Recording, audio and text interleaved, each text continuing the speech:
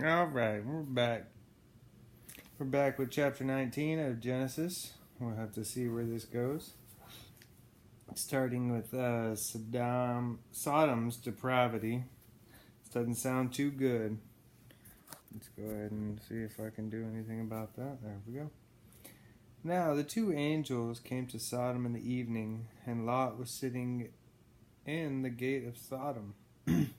When Lot saw them, he rose to meet them. He bowed himself with his face toward the ground, and he said, "Here now, my lords, please turn into your servant's house and spend the night, and wash your feet, and then you may rise early and go on your way." And they said, "No, we will spend the night in the open square." But he insisted strongly, so they turned into him and entered the house. Then he made a feast of baked unleavened bread, and they ate. Now, before they lay down, the men of the city, the men of Sodom, that is, both old and young, all the people from every quarter surrounded the house. Uh-oh, what's going to happen now? And they called to Lot and said to him, "Where are the men who came to you tonight? Bring them out to us, so that we may know them carnally." Carnally, what do you think that means? So Lot went out to them through the doorway, shut the door behind him, and said, "Please, my brethren, do not do so wickedly. See now, I have 2 daughters who have not known a man. Please let me bring them out to you, and you may do to them as you wish. Only do nothing to these men, since this is the reason they have come under the shadow of my roof." Wow, he's protecting the 2 angels to give him his daughters. I mean, that's just nuts. That is nuts. I mean, what is a man to think, you know? I don't know how he could live there, how he could live in that city, but I guess sometimes we don't have a choice, you know? We gotta live wherever God placed us, right? And they said, "Stand back." Then they said, "This one came in to stay here, and he keeps acting as a judge. Now we will deal worse with you than with them." So they pressed hard against Lot, the man Lot, and came near to break the door down. But the men reached out their hands and pulled Lot into the house with them and shut the door. And they struck the men who were at the doorway of the house with blindness, both small and great, so that they became weary trying to find the door. Wow. So he got out of that one he tried to reason with the people, and much like the day today, it's hard to reason with anyone. Seems like if you have a certain idea or view that people don't like, it's tough for them to accept that idea. Just like these men here. So is the times much different from now? Then the men said to Lot, "Have you anyone else here, son-in-law, your sons, your daughters, and whomever you have in this city? Take them out of this place, for we will destroy this place, because of the outcry against them has grown great before the face of the Lord, and the Lord has sent us to destroy it." I guess the Lord had enough of these people. Has he had enough of us yet? Only time will tell. So Lot went out and spoke to his son-in-laws who had married his daughters, and said, "Get up, get out of this place, for the Lord will destroy this city." But to his son-in-law he seemed to be joking. Yeah, that's pretty, let's get out of here, and hurry up and leave. I would probably think it's a joke too. So when the morning dawned, the angels urged Lot to hurry, saying, "Arise, take your wife and your 2 daughters who are here, lest you be consumed in the punishment of the city." And while he lingered, the men took hold of his hand, his wife's hand, and the hands of his two daughters, the Lord being merciful to him, and brought him out, and set him outside the city. So it came to pass, when they had brought them outside, that he said, Escape for your life. Do not look behind you, nor stay anywhere in the plain. Escape to the mountains, lest you be destroyed. Yeah, I think I would heed that warning too. Then Lot said to him, Please, no, my lord, indeed now your servant has found favor in your sight, and you have increased your mercy, which you have shown me by saving my life. But I cannot escape to the mountains, lest some evil overtake me, and I die. See now, this city is near enough to flee to, and it is a little one.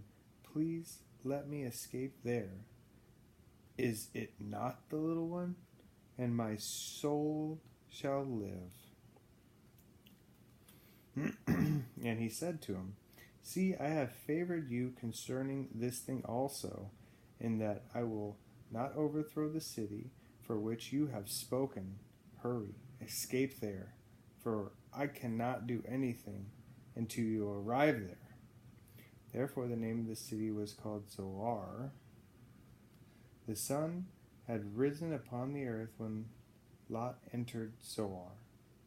And the Lord rained brimstone and fire on Sodom and Gomorrah from the Lord out of the heavens. So he overthrew those cities, all the plain, all the inhabitants of the cities, and what grew on the ground. The Lord had enough of these people, huh? But his wife looked back behind him, and she became a pillar of salt. Well, so he lost his wife too. She didn't want to listen to what the Lord had said. She looked back. Sometimes it's hard for us, to not look back, just to stay on the path. And Abraham went early in the morning to the place where he had stood before the Lord. Then he looked toward Sodom and Gomorrah, and toward all the land of the plain. And he saw, and behold, the smoke of the land which went up like the smoke of a furnace.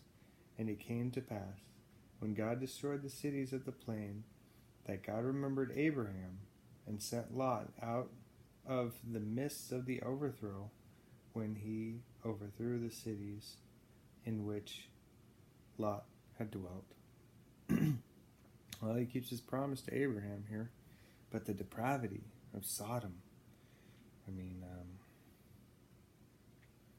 just the wickedness that went down in there, Sometimes he gives us a chance, and other times it's time to pay for our sins. So here we go.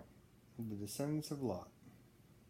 Then Lot went up to Zoar and dwelt in the mountains, and his two daughters were with him, for he was afraid to dwell in Zoar, and he and his two daughters dwelt in a cave.